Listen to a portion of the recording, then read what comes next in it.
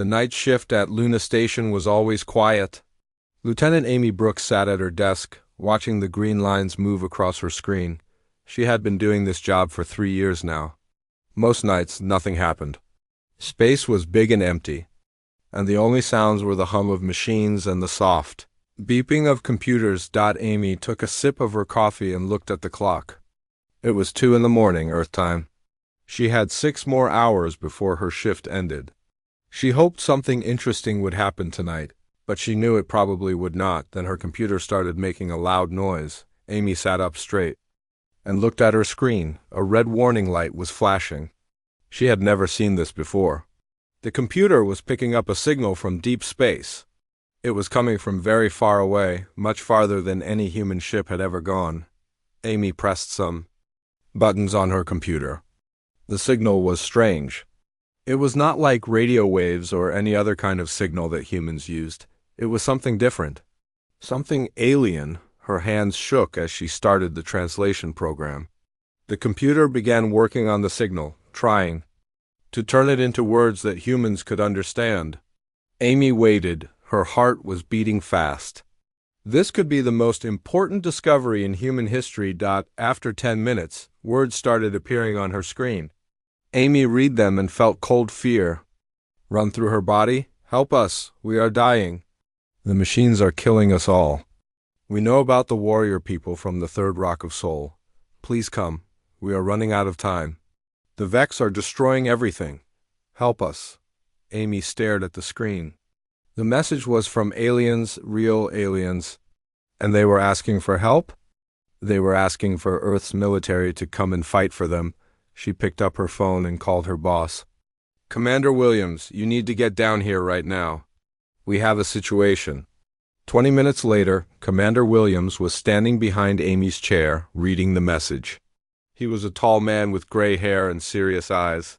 He had been in the Space Force for 30 years, but he had never seen anything like this. Are you sure this is real? He asked. Yes, sir. The computer has checked it 50 times. This is a real signal from aliens. They are asking for our help. Commander Williams picked up his phone and made a call. Get me Admiral Stone. Wake him up if you have to. Tell him we have a code black situation. Admiral Jack Stone arrived at Luna Station 2 hours later.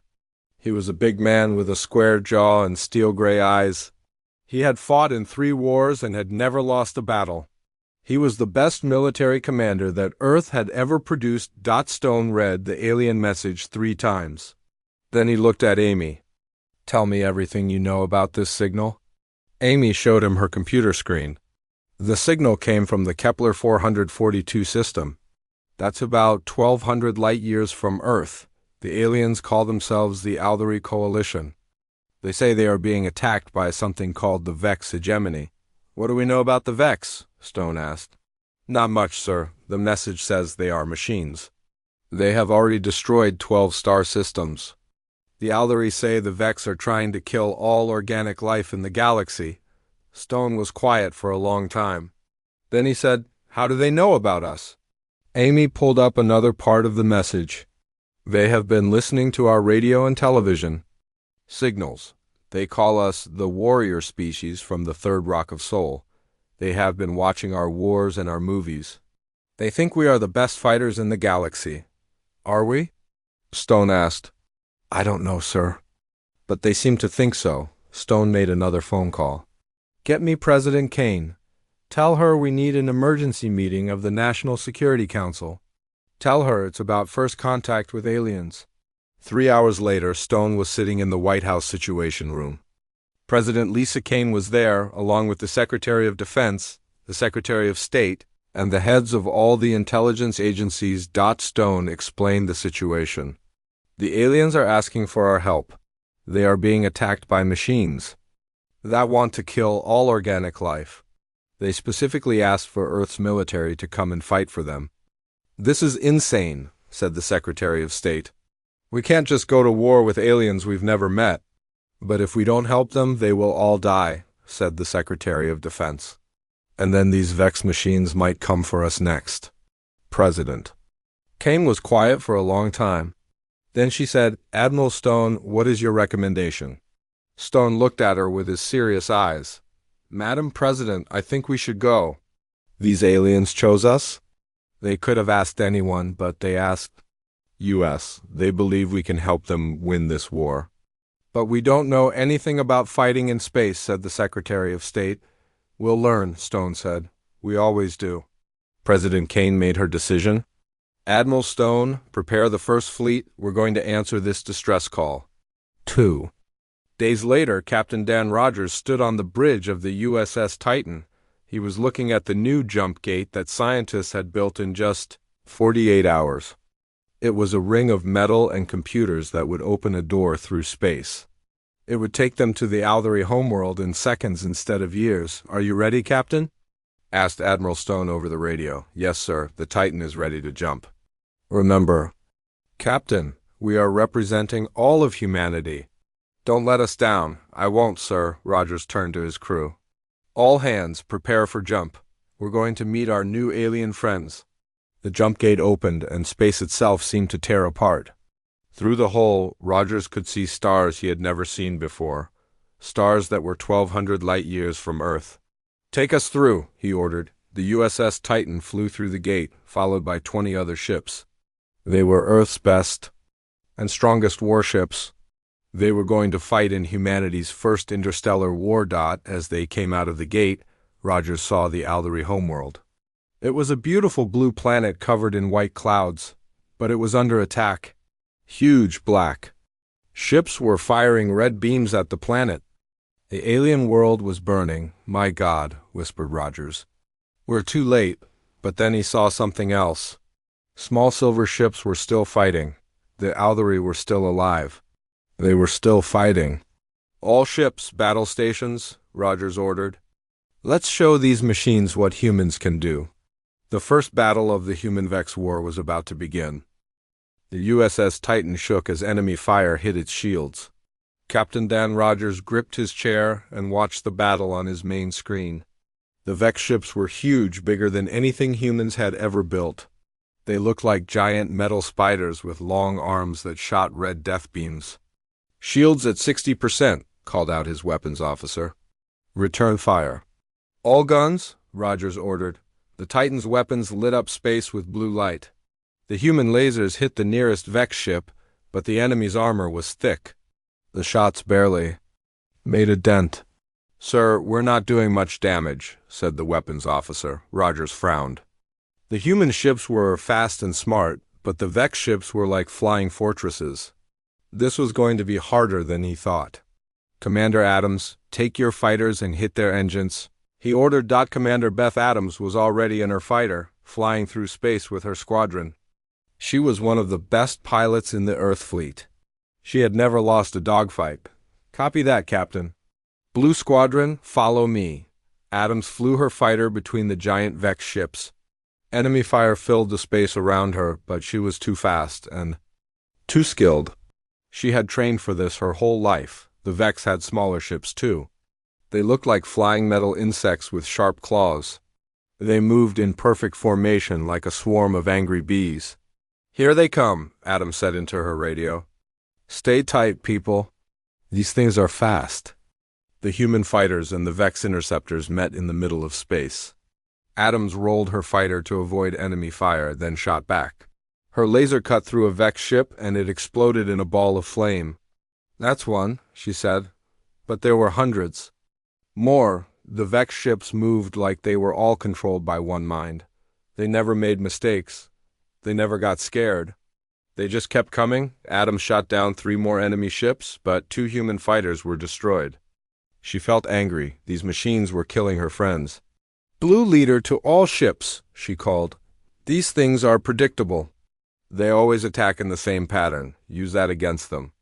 The human pilots listened to her advice. They started to win more fights. The Vex ships were powerful, but they were not creative. Humans were down on the planet. Captain Rogers could see cities burning. The Vex were not just trying to win a war. They were trying to destroy everything living on the planet. Sir, we're getting a signal from the planet, said his communications officer. It's from the aliens. Put it on screen. The screen showed a tall, thin creature with skin that looked like crystal. It had large eyes and a gentle face.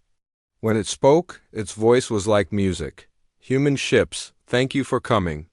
I am Elder Zephyr of the Allery Coalition. We did not think you would arrive in time. Rogers stared at the alien. It was beautiful, but it looked scared and tired. Elder Zephyr, this is Captain Rogers of the Earth Fleet. We came as fast as we could. What's the situation down there? The Vex have destroyed our orbital defenses. They are attacking our cities. We have maybe 6 hours before they kill everyone on this planet. Rogers felt his heart sink. 6 hours was not much time. But then he had an idea. Elder Zephyr, tell me about your planet.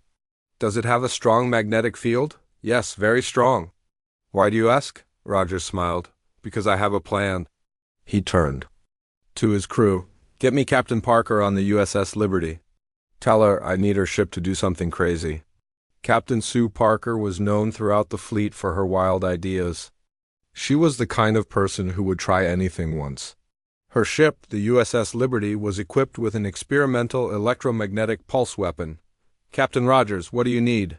Parker asked over the radio. Sue, can you use your MP weapon with the planet's magnetic field? Parker thought for a moment. You want me to turn the whole planet into a giant magnet? That's insane. I love it. Can you do it? Give me 10 minutes and a clear shot at the planet's north pole, Rogers turned to his weapons officer. Clear, eh? Path for the Liberty, whatever it takes. The human fleet moved to protect the Liberty as it flew toward the planet. The Vex ships tried to stop them, but the humans fought like demons. They had found a weakness in the enemy, and they were going to use it till Liberty reached the planet's north pole and fired its EMP weapon. The electromagnetic pulse mixed with the planet's magnetic field and created a wave of energy that swept across the entire world. The Vex ships near the planet suddenly stopped moving. Their engines died. Their weapons went quiet. They started falling toward the planet like metal rain. It worked, Rogers said, amazed. It actually worked. Elder Zephyr's face appeared on the screen again. This time the alien was smiling.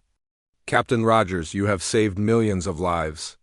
How did you know that would work? Lucky guess? Rogers said. But we're not done yet. The Vex will send more ships. We need to get your people to safety. We have evacuation ships ready to launch. But the Vex will try to stop them. Not if we have anything to say about it, Rogers said. All human ships form a protective screen around the evacuation fleet. We're going to make sure every Aldery gets out alive.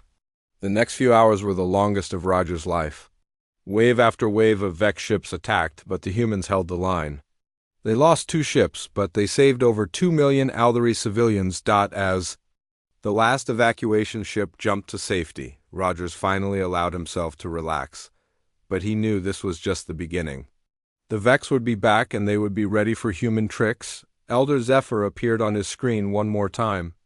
Captain Rogers, the Aldery Coalition owes you a debt that can never be repaid. You have shown us that there is still hope in this galaxy. We're just getting started, Rogers said. The Vex picked a fight with the wrong species, the alien smiled. Yes, I believe they did. Welcome to the galaxy, humans. I think you are going to change everything. Rogers looked out at the stars. Earth was 1,200 light-years away, but this was home now. Humanity had found its place in the galaxy and they were going to defend it. 3 weeks had passed since the first battle. The human fleet had moved from planet to planet, fighting the Vex wherever they found them. They had saved 5 Aldery worlds, but the cost was getting higher each day. Admiral Jack Stone stood in the command center of his flagship, looking at the list of losses. His face was hard as stone, but inside he felt the weight of every dead soldier. The USS Ranger was gone. Captain Tom Bradley and his entire crew of 200 men and women had died saving an Aldery refugee convoy. Sir, we have a message from Captain Bradley's final transmission, said Lieutenant Kelly Murphy, the communications officer. Stone nodded. Play it. The screen showed Captain Bradley's face. He was bleeding from a cut on his forehead, and smoke filled the air behind him. But his voice was steady. Admiral, the Ranger is finished. Our engines are dead and we're taking heavy fire. But we brought the refugees the time they needed. 2 million Alderi civilians are safe because of what we did here today. Tell my wife. I love her. Tell her it was worth it. The transmission ended. Stone closed his eyes for a moment. Tom Bradley had been his friend for 20 years. They had served together in 3 different wars. Now he was gone, sir, said Colonel Mike Taylor, the Marine commander. We need to talk about what's happening on the ground. Stone looked at him. Taylor was a tough man who had fought in every major conflict of the last decade. If he was worried, the situation was bad. The Vex are learning, Taylor continued. They're studying how we fight. Each battle gets harder because they know what we're going to do. What do you mean? Stone asked. In the first battle, we surprised them with the electromagnetic pulse. But yesterday, their ships were shielded against it. They've adapted? They're changing their tactics to match ours? Stone felt a chill run down his spine. An enemy that could learn and adapt was much more dangerous than one that just followed orders. How long do we have before they figure out all our tricks? Maybe a week, maybe less. Stone turned to Dr. Kate Lewis, the fleet's science officer.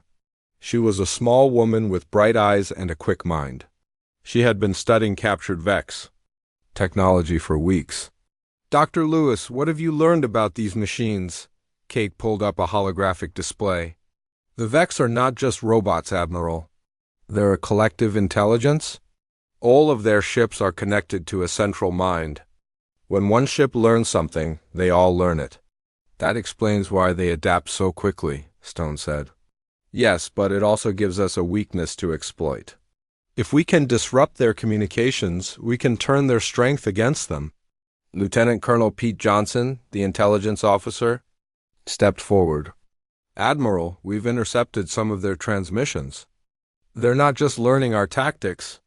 They're using our own technology against us. He showed them a recording from the last battle.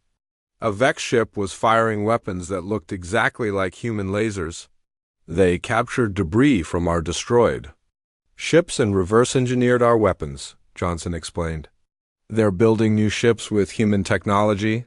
Stone felt anger rising in his chest. The Vex were not just killing his people. They were stealing their technology and using it to kill more humans. We need help, he said finally. We can't fight this war alone. Sir, said Kelly Murphy, we're receiving a transmission from the Alderi High Council. The screen showed Elder, Zephyr, and several other Alderi leaders.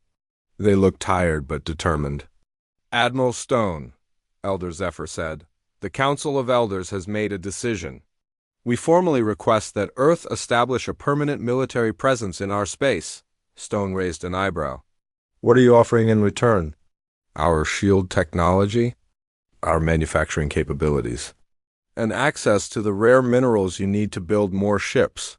Another Alderi leader stepped forward. This one was younger, with silver-blue skin that shimmered in the light. I am Sage Harmony, she said. I speak for the Technical Council. We have studied your ships. Your weapons are powerful, but your shields are weak. We can change that. Stone looked at his officers. They had been fighting with shields that were barely stronger than paper. The Alderi technology could make them much harder to kill. What do you want from us? Stone asked. Protection, Elder Zephyr said simply. The Vex will not stop with our worlds. They will keep expanding until they have destroyed all organic life in the galaxy. We need Earth's military to help us build a proper defense. Stone thought for a moment. Earth had always been careful about making alliances with other countries, but this was different. This was about the survival of entire species. I'll need to speak with my government, he said. Of course. But Admiral, please hurry. We have detected a massive Vex fleet gathering in the Void Nebula. They are preparing for a major attack. After the transmission ended, Stone called Earth. President Kane appeared on the screen. She looked older than she had 3 weeks ago. The stress of the war was showing on her face. Admiral, what's the situation? Madam President, we're fighting a war we can't win alone. The Vex are learning and adapting. They're building new ships. With our technology, we need allies. The Aldari are offering an alliance? Yes, ma'am. They want us to establish permanent bases in their space. In return, they'll give us their shield technology and help us build more ships. President Kane was quiet for a long time. Finally, she spoke. Admiral, I'm authorizing the alliance. But I want you to understand something. This isn't just about saving the Aldari. If we fail here, the Vex will eventually come for Earth. This is our war, too. I understand, ma'am. Good, I'm sending you reinforcements. The second fleet will be there in 2 weeks. Stone felt relief wash over him. More ships meant more firepower. More firepower meant a better chance of survival. Thank you, Madam President. Don't thank me yet, Admiral. Win this war. That's how.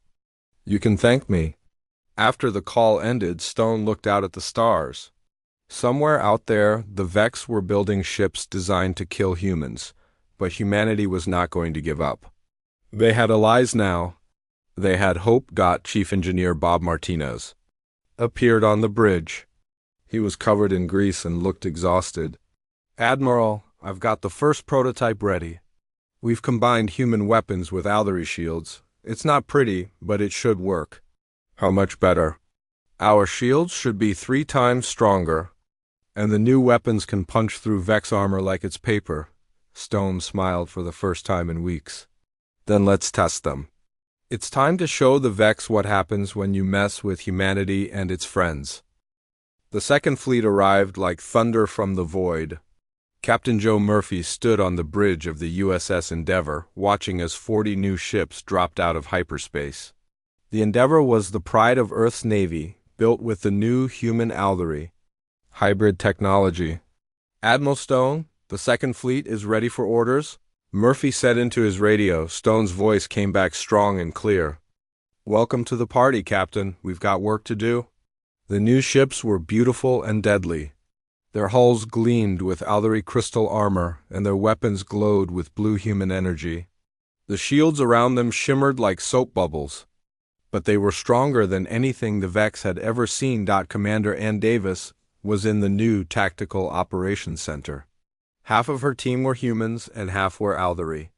It had taken weeks to learn how to work together, but now they moved. Like one mind. Commander Davis, what's our target?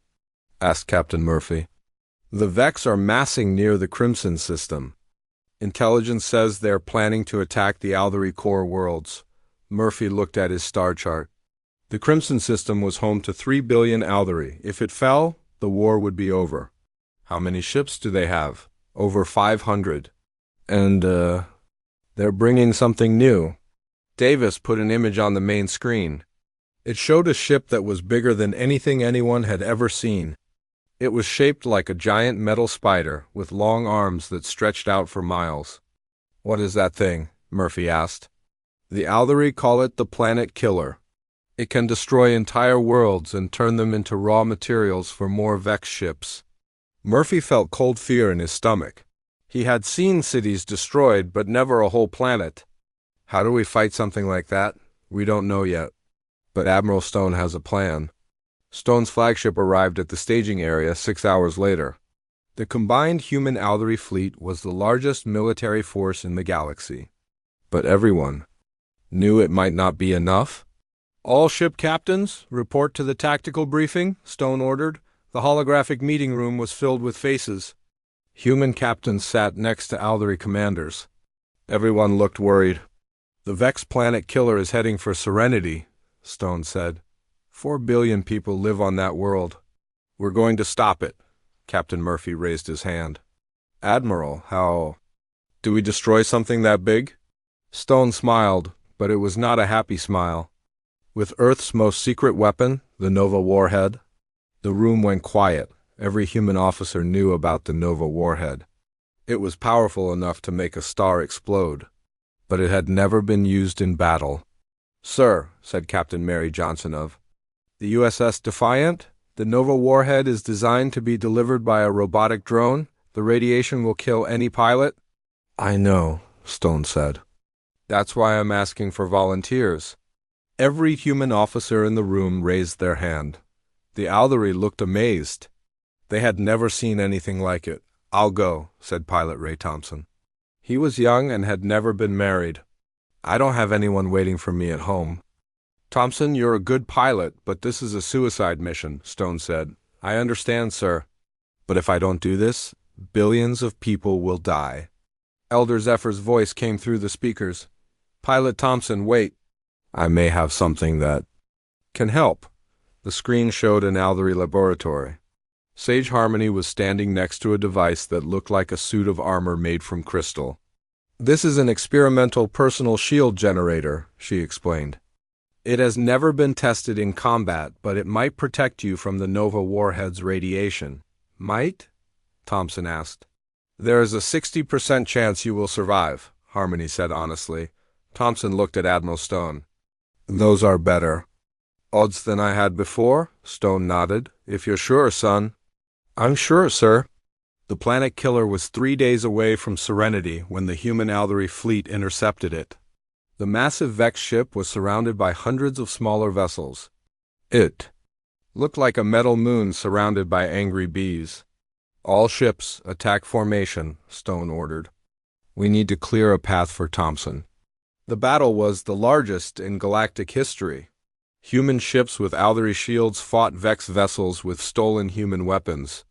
The space between the stars filled with laser fire and exploding ships. Captain Murphy's USS Endeavour took the lead. The new hybrid technology worked perfectly. His shields absorbed enemy fire while his weapons cut through Vex armor like paper. We're making progress, he reported. But the planet killer is still moving toward Serenity. Thompson, you're clear for your run, Stone said. Ray Thompson's fighter was the smallest ship in the battle. It carried the Nova warhead and the experimental Aldery shield generator. As he flew toward the planet killer, enemy fire filled the space around him. Come on, baby, he whispered to his ship. Just a little further. The planet killer's weapons turned toward him. Red beams of energy tried to destroy his fighter, but the Aldery shield held. Thompson flew straight at the massive ship's core. Nova warhead armed, he reported. 30 seconds to impact. Thompson, get out of there, Stone ordered. Workin'. On it, sir. Thompson fired the Nova warhead and pulled his fighter into the sharpest turn of his life. The warhead flew straight into the planet killer's heart. For a moment, nothing happened. Then a new star was born. The planet killer exploded with the force of a supernova. The blast wave destroyed every Vex ship within 1,000 kilometers. But Thompson's fighter was caught in the explosion. Thompson, report, Stone called. Static filled the radio. Then a weak voice came through. Still here, Admiral? The shield worked, barely. The entire fleet cheered. They had done the impossible. They had destroyed the planet killer and saved Serenity, but the victory came at a cost. 15 human ships were destroyed in the battle. 300 good people died so that billions could live. All ships return to base, Stone ordered. We've won this battle, but the war is far from over. As the fleet headed home, Admiral Stone received a message from the Vex Collective. It was short and terrifying. Analysis complete. Planet killer weakness identified. Improved designs in production. You have delayed us, but you have not stopped us. Stone deleted the message and looked out at the stars. The Vex were right. This was just the beginning, but humanity had allies now. They had hope. And they had proven that even the biggest monsters could be killed. The real war was just starting. The Vex were pulling back. For 2 weeks, their ships had been retreating from Aldery space. Admiral Stone watched the tactical display from his command center, but he did not feel happy about the enemy retreat. Something was wrong. Sir, the Vex have abandoned the outer colonies, reported Commander Ann Davis. They're falling back to the Void Nebula. Stone frowned. The Void Nebula was a dangerous place where normal sensors did not work. It was filled with gas clouds and strange energy fields that could hide an entire fleet. Why would they retreat to such a dangerous place? He asked. Maybe they're scared of us, suggested Captain Joe Murphy. Stone shook his head. The Vex don't get scared. They're machines. They're planning something. His fears were confirmed when Sergeant Carl Baker returned from his special mission.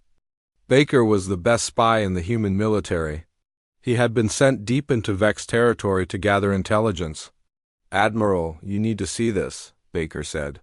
His face was pale and his hands shook slightly. Baker put a data chip into the computer.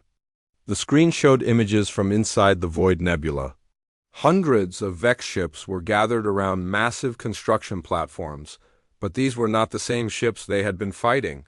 "These new ships are different," Baker explained.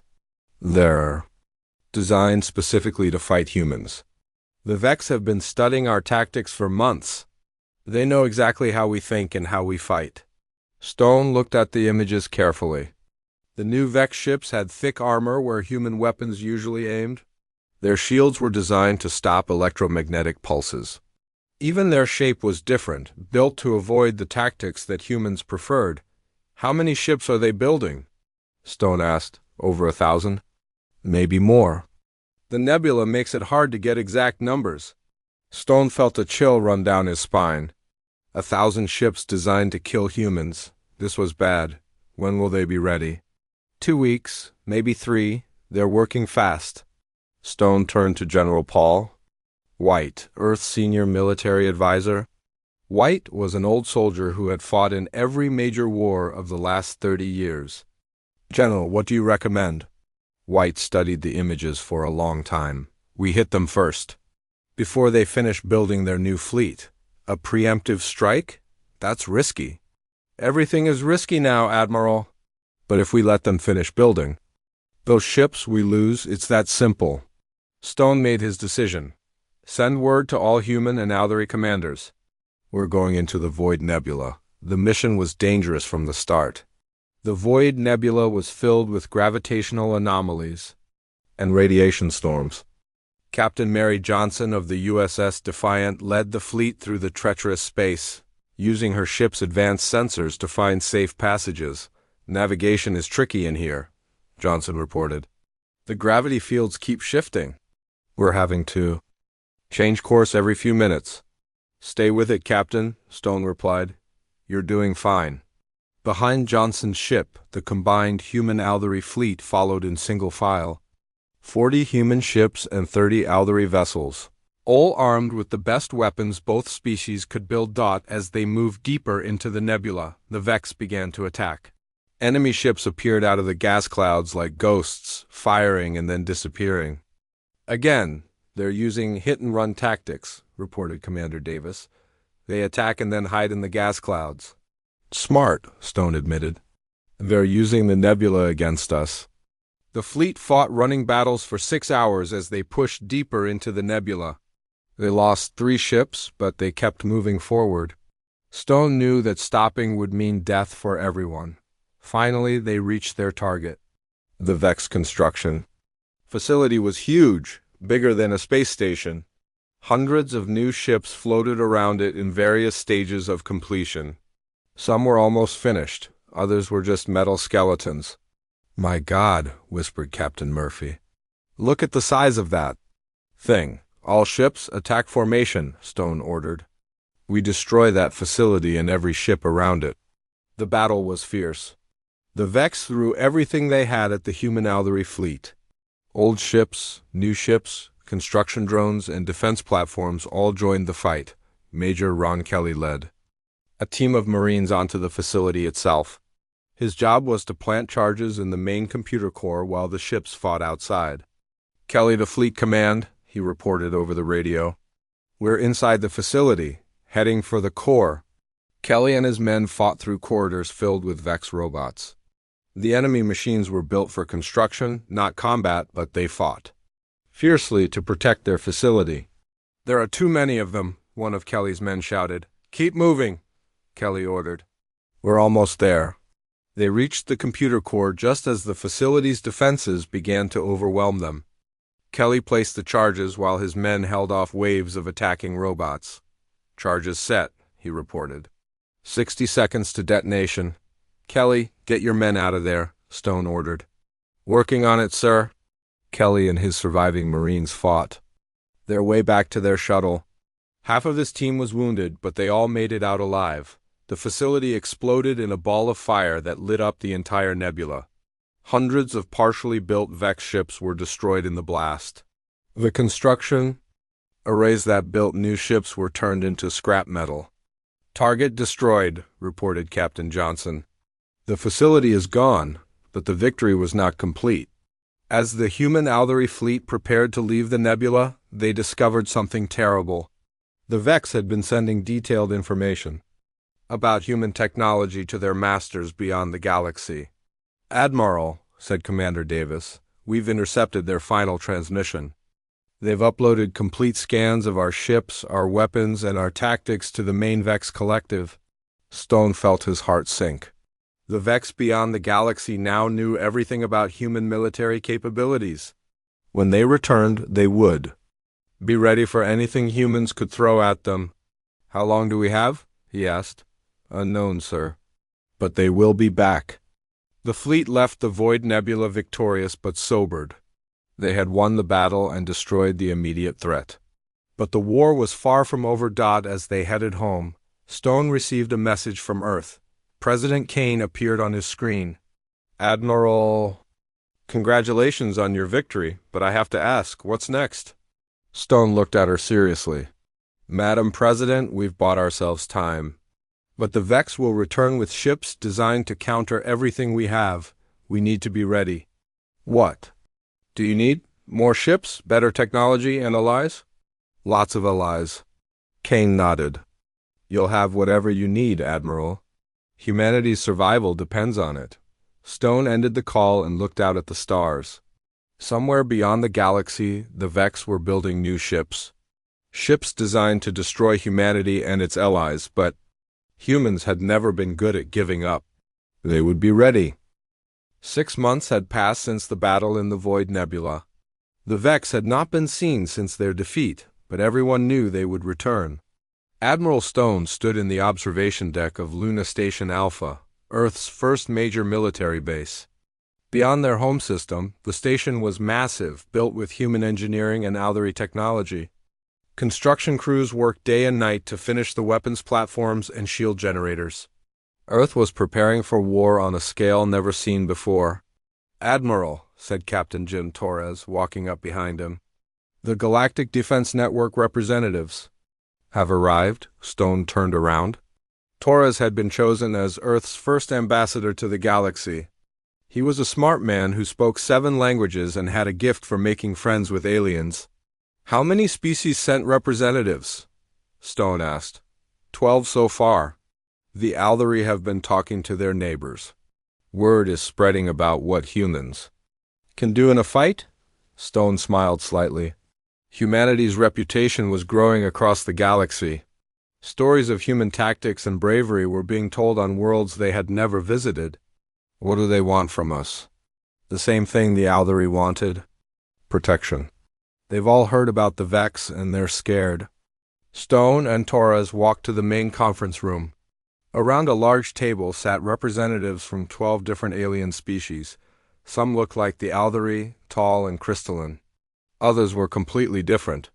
One species looked like walking trees. Another had blue skin and tentacles instead of arms. Elder Zephyr stood up when Stone entered the room. "Admiral Stone, thank you for meeting with us. I would like to introduce you to the Galactic Defense Network."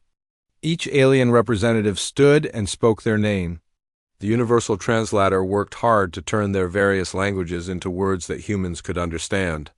"We have all heard of humanity's victory over the Vex," said Ambassador Thornwood.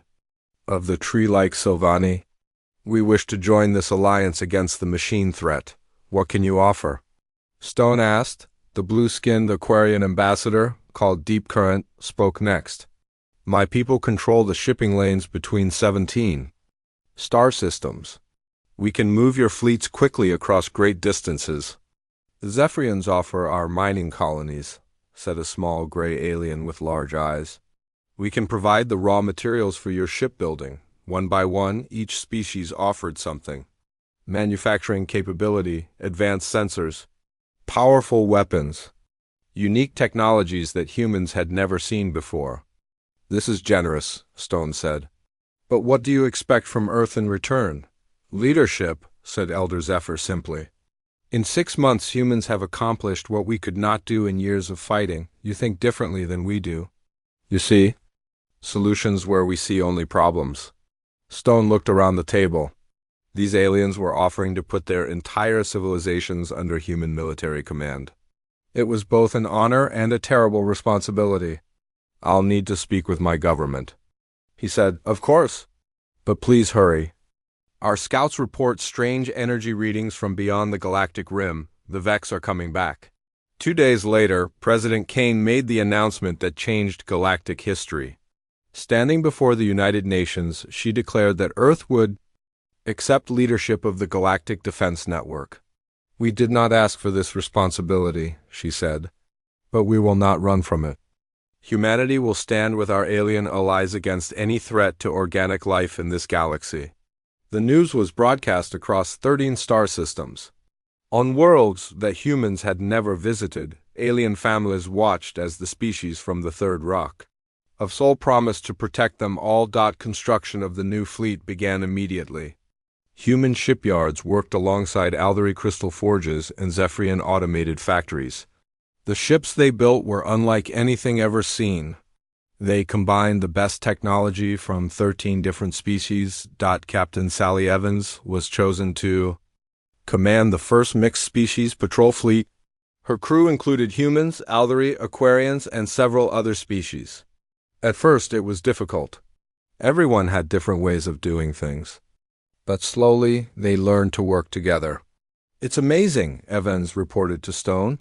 The Aquarians are incredible navigators. The Sylvani have sensors that can detect ships hiding behind stars. The Zephyrians never get tired and can work for days without rest. And what do the aliens say about humans? Stone asked. Evans smiled. They say we're crazy enough to try anything and smart enough to make it work. The new alliance was tested when Vex scouts appeared at the edge of Zephyrian space. Captain Evans led her patrol fleet to intercept them. The battle was over quickly. The alien technologies working together were far more powerful than anything the Vex scouts had faced before, but the real test came 3 months later. Long-range sensors detected a massive fleet approaching from beyond the galaxy. The Vex had returned, and they brought ships designed specifically to fight humans. How many ships? Stone asked from his command center on Luna Station Alpha. Over 2,000, reported Commander Davis. They're using the ship designs we saw in the Void Nebula, but improved. These ships are built to counter every tactic we've ever used.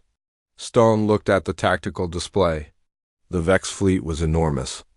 But so was the Galactic Defense Network. 13 species had contributed ships to the defending fleet.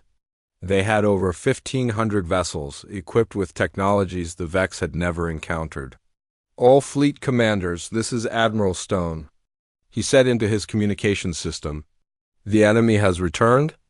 They think they know how to fight us, but they've never fought the combined forces of the Galactic Defense Network. Today, we show them what unity can accomplish. The largest space battle in galactic history was about to begin. Ships from 13 worlds moved into formation. Human tactics guided by Aldery wisdom, Zephyrian endurance supported by Aquarian speed. Sylvani sensors coordinated with crystalline shields. The Vex attacked with perfect coordination and flawless tactics designed to counter human strategies. But they had not counted on fighting 13 species working as one. All ships, engage the enemy, Stone ordered. As the first shots were fired. A message was broadcast to every world in the galaxy. It came from the Vex Collective itself. Analysis complete. Adaptive measures implemented. Return imminent. Resistance acknowledged. Outcome unchanged. Stone heard the message and smiled grimly. The Vex still thought they would win. They still believed that organic life was weak and inefficient. Let's prove them wrong, he said. The battle for the galaxy had begun. Humanity had found its place among the stars, not as conquerors but as protectors. They had united 13 species under one banner and given them hope. The Vex were about to learn that some things were worth fighting for, and that the spirit of organic life could never be calculated or predicted. The real war was just beginning. But for the first time since the machines appeared, the galaxy had hope.